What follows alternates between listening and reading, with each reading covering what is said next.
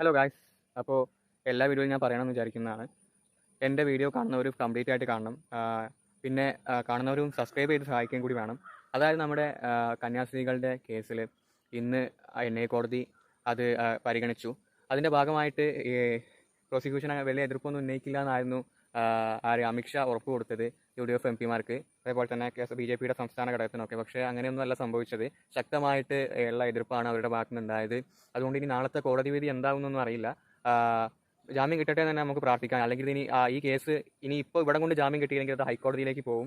നാളെ കഴിഞ്ഞ് അടുത്ത 4 ദിവസം ഇവർ വീണ്ടും ജയിലിൽ തന്നെ കഴിയേണ്ടി വരും. ഇനി പറയാനുള്ള കാര്യം, ഇപ്പോൾ BJP സംസ്ഥാന അധ്യക്ഷന് എല്ലാ സഭകളുടെയും മേലധ്യക്ഷന്മാരെ കണ്ട് ഓടി നടക്കുകയാണ്. ഈ ഒരു കാര്യത്തിൽ അവർ ചെയ്ത് എന്താണെന്ന് എക്സ്പ്ലെയിൻ ചെയ്യാൻ വേണ്ടിയിട്ട് വല്ലാത്തൊരു ഗതികേട് തന്നെയാണ്.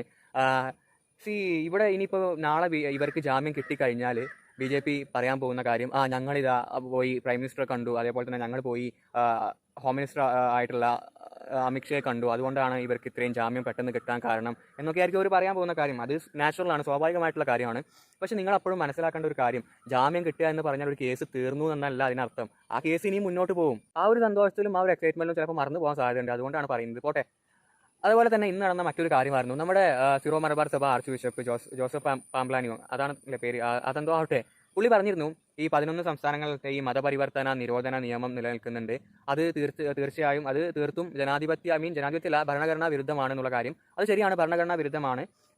ഏത് മതത്തിലും ഒരു മതത്തിൽ നിന്ന് മറ്റൊരു മതത്തിലേക്ക് പരിവർത്തനം ചെയ്യാനുള്ള, അതായത് ഒരാൾക്ക് ഇഷ്ടപ്പെട്ട മതത്തിൽ തിരഞ്ഞെടുത്ത് ജീവിക്കാലോ. അപ്പോൾ അതിനനുസരിച്ച് മതപരിവർത്തനം നടത്താനുള്ളതൊക്കെ ഭരണഘടനയിൽ പറയുന്നുണ്ട്, അവകാശങ്ങളൊക്കെ പറയുന്നുണ്ട്. അപ്പോൾ അതിന്റെ ലംഘനമാണ്. അപ്പോൾ ഇതിനെ ചോദ്യം ചെയ്തുകൊണ്ട് ഹിന്ദു ഐക്യവേദിയുടെ ഒരു നേതാവ്, പുള്ളിയുടെ പേര് എനിക്കറിയില്ല, രംഗത്ത് വന്നിരുന്നു. നിങ്ങൾക്ക് അറിയാമായിരിക്കും, അത് ന്യൂസിലൊക്കെ ഉള്ളതാണ്. അതായത് അതിന് വെച്ച വെള്ളം അങ്ങ് വാങ്ങി വെച്ചേക്കുന്നുള്ളതാണ് പുള്ളി തിരിച്ചു പറഞ്ഞത്, മറുപടി പറഞ്ഞത്. ഇവിടെ ആ നിയമം കൊണ്ടുവരണം എന്നൊക്കെയാണ് പുള്ളി പറയുന്നത്. അതുപോലെ നമ്മൾ ഇവിടെ കേരളത്തിൽ നമ്മുടെ കന്യാസ്ത്രീകൾക്ക് വേണ്ടിയിട്ട് അവരെ വിട്ടയക്കാൻ വേണ്ടി ഒരുപാട് സമരങ്ങളും പ്രതിഷേധങ്ങളൊക്കെ നടന്നല്ലേ. ഇത് ഇവിടെ മാത്രമല്ല, അങ്ങ് ഛത്തീസ്ഗഡിലും നടന്നിട്ടുണ്ട് ഇന്നത്തെ ദിവസം. അതായത് അവർ കലക്ട്രേറ്റിലേക്ക് അവിടുത്തെ ക്രിസ്ത്യാനികൾ ആയിട്ടുള്ള ആൾക്കാർ എന്തോ മാർച്ചോ കാര്യങ്ങളോ സമരമൊക്കെ അവിടെ സംഘടിപ്പിച്ചിരുന്നു. അതിൽ അവർ ഈ ഒരു കാര്യം മാത്രമല്ല, അവർ നേരിട്ട മറ്റു കുറേ കാര്യങ്ങളും കൂടി അതിൽ പറയുന്നുണ്ട്. അതായത് ഇവരുടെ ഛത്തീസ്ഗഡിലെ ഈ ഹിന്ദുത്വ തീവ്രവാദികൾ പാസ്റ്റർമാരുടെ സ്കൂളുകൾ അടിച്ചു തകർക്കുക. മാത്രമല്ല, ഏതോ ഒരാൾ ക്രിസ്ത്യാനിറ്റിയിലേക്ക് പരിവർത്തനം ചെയ്തപ്പോൾ അയാളുടെ ബോഡി പള്ളിയിൽ ചർച്ചിൽ അടക്കം ചെയ്തപ്പോൾ അത് ഇവരെ അതിക്രമിച്ച് കയറി കല്ലറ പൊളിച്ച് ബോഡി പുറത്തെടുത്തു എന്നൊക്കെ പറയുന്നു. പിന്നെ ഒരു ക്രിസ്ത്യൻ ചർച്ച് അടിച്ചു തകർത്തു. ഇതിനൊക്കെ ചേർത്തിട്ടാണ് ഈ പ്രതിഷേധം വന്നിരിക്കുന്നത്.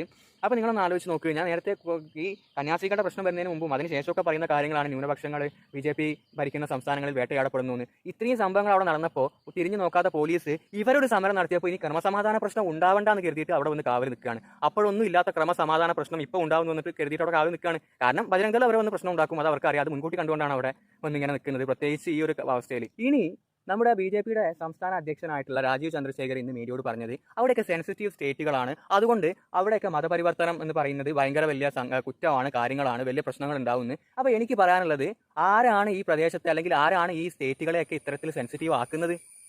അത് സംഘപരിവാറാണ് അല്ലേ? ഈ കന്യാസ്ത്രീകൾ അവിടെ പോയിട്ട് അത് മതപരിവർത്തനമാണെന്ന് ആരോപിച്ച് ഇവിടെ പ്രശ്നം ഉണ്ടാക്കിയത് ആരാ? അത് സംഘപരിവാർ സംഘടനയായ ബജരംഗളല്ലേ പ്രശ്നം ഉണ്ടാക്കിയത്? തീവ്ര ഹിന്ദുത്വ സംഘടനയായ ബജരംഗളാണ് അവിടെ പ്രശ്നം ഉണ്ടാക്കിയത്. ഇത്തരത്തിലുള്ള തീവ്ര ഹിന്ദുത്വ സംഘടനകളാണ് അത്തരത്തിലുള്ള സ്റ്റേറ്റുകളെ സെൻസിറ്റീവ് ആക്കുന്നത് മിസ്റ്റർ.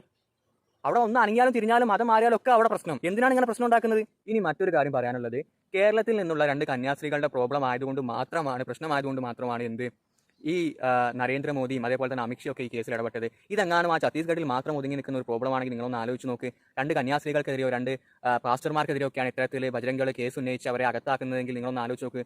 അന്യായമായിട്ട് ജയിലിടുന്നതെങ്കിൽ നിങ്ങളൊന്ന് ആലോചിച്ച് നോക്ക്. ഇത്തരത്തിൽ അവിടുത്തെ ആൾക്കാർക്ക് ശബ്ദം ഉയർത്താനുള്ള ഓപ്ഷൻ ഉണ്ടാവും, അതിന് അവസരം കൊടുക്കുക ബജരംഗൾ. ഗവൺമെന്റ് തന്നെ ഈ ബജരംഗൾ സംഘടനയോട് വിധേയത്വമുള്ള ഗവൺമെന്റാണ് അവിടുത്തെ ഗവൺമെന്റ്.